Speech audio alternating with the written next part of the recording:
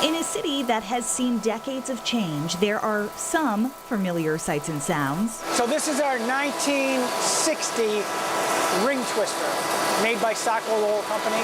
It's 60 years old, but it runs like a charm. Rusty Valley has been in the manufacturing business for, well, his whole life. Well, I mean, Maine Thread, that pretty much says it all. I mean, that's what we do. We've been selling since 1965 and actually manufacturing it here since 1985. Through the years, Maine Thread Company has been making thread for hand-sewn shoes with the same machinery in the same mill in Lewiston. Back in the 60s, there were dozens and hundreds of shoe companies in Lewiston, Auburn, New England, and around the country. And it was fabulous, you know, things were booming. So we were selling thread and our hand-sewing thread, delivering it right next door. In, I don't know, late 70s, they started moving offshore because labor is so cheap overseas. But as the mills all around them started quieting down and jobs went overseas, Maine Thread hung on, sometimes by just a thread. It used to be where the shoe industry was, you know, 90% of our business. Now it's maybe 60%. When all of these businesses started going overseas, what was it about your company that you guys had wanted to stay in Lewiston?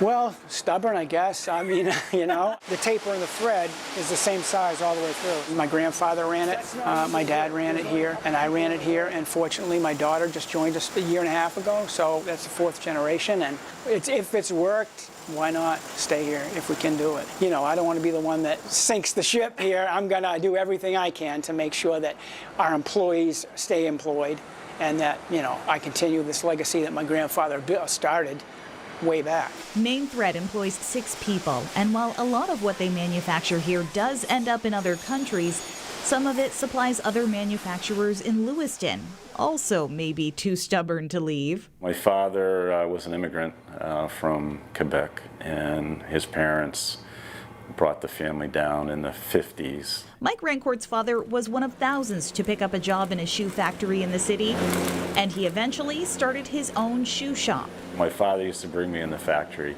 and my feeling was just because of the uniqueness of watching people work, and especially hand sewing, because it's pretty quiet, there's not a lot of machinery involved.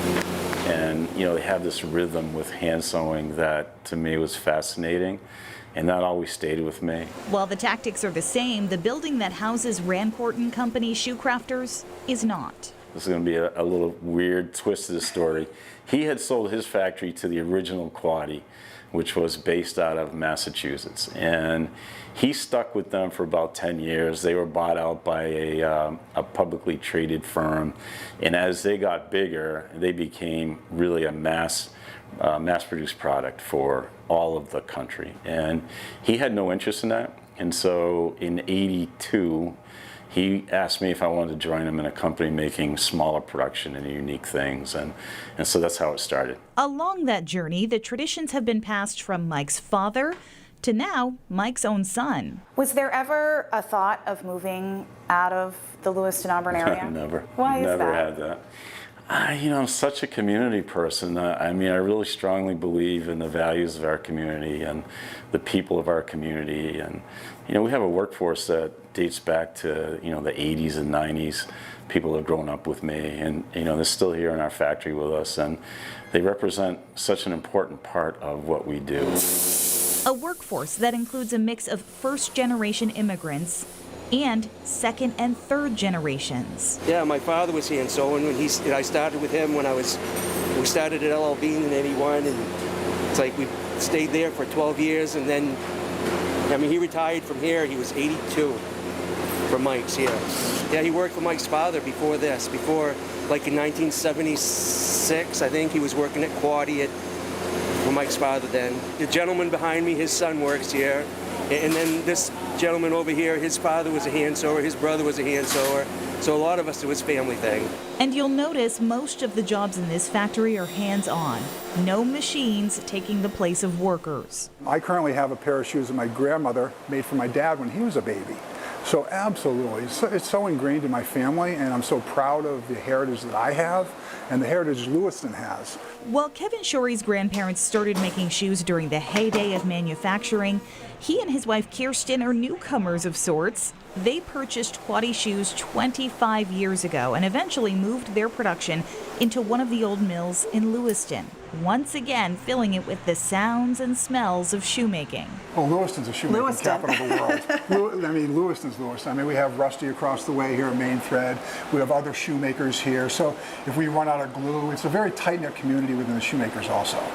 You can call somebody up and say, do you have this? And then we'll trade later, you know, that kind of camaraderie. Camaraderie that has kept these family businesses pushing forward in a market of custom, handmade shoes, keeping families employed and traditions alive inside of mills that have gotten a little quieter over the decades. Do you still love that smell and sound? I do. You know, it always comes, as soon as I walk through that door, it's like, okay, there it is.